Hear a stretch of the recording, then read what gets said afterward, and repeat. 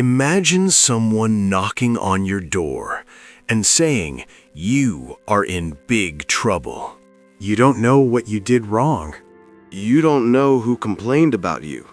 And you might even be punished before you can explain yourself. That sounds terrifying, right? Hundreds of years ago in Spain, this kind of thing really happened. It was part of something called the Spanish Inquisition, one of the most feared systems in history. People today often hear about the Spanish Inquisition and think of torture, trials, and punishment. But the real story is not just about religion, it's about fear, power, and control. By the end of this story, you'll understand why people were so scared of the Inquisition and how it changed life in Spain for hundreds of years. Let's go back in time to the late 1400s. Spain was not yet the united country we know today. Different kingdoms ruled different areas. Two powerful rulers, King Ferdinand and Queen Isabella, wanted to bring these lands together and make Spain strong. But they believed something important. They thought a strong country should have one religion. At that time, Spain was very diverse.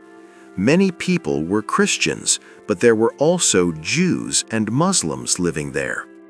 For hundreds of years, these groups had lived side by side in many cities. However, Ferdinand and Isabella worried that having different religions might cause problems or conflicts.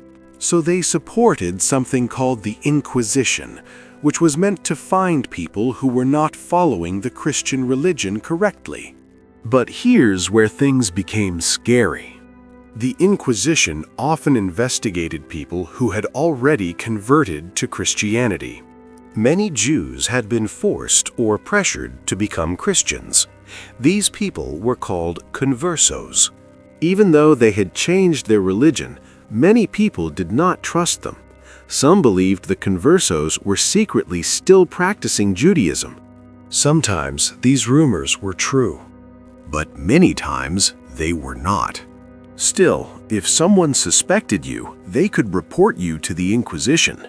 And here is the really frightening part.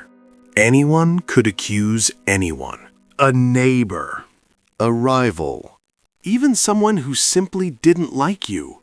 Once a person was accused, the Inquisition might start an investigation. The trials were very different from courts today. The accused person often did not know who accused them. They did not have a lawyer, and they might not even know exactly what they were being blamed for. Imagine trying to defend yourself when you don't even know the evidence against you.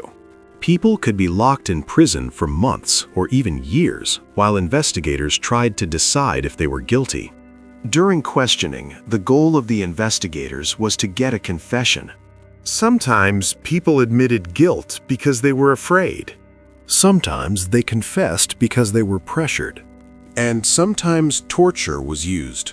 The Inquisition said torture should only be used in very serious cases, but in reality, it still happened. One painful method involved tying a person's hands behind their back and lifting them into the air with a rope. This could hurt their shoulders badly. Another method forced water into someone's mouth while they were tied down, making them feel like they were drowning. When people were in that much pain, many would say anything just to make it stop. If someone confessed or was found guilty, they would be punished. But punishments were not always secret. In fact, the Inquisition often turned them into huge public events. These ceremonies were called auto de fe, which means act of faith. Large crowds gathered in city squares to watch. People who had been accused might be forced to wear special clothes that showed their crimes. These clothes were meant to embarrass them in front of everyone. Some people were given smaller punishments, like paying fines or praying, but others faced much harsher penalties. If someone refused to admit guilt or return to the church, they could be handed over to government officials and executed, often by burning. These public punishments spread fear everywhere. People saw what could happen if they were accused, so they became very careful about what they said and did.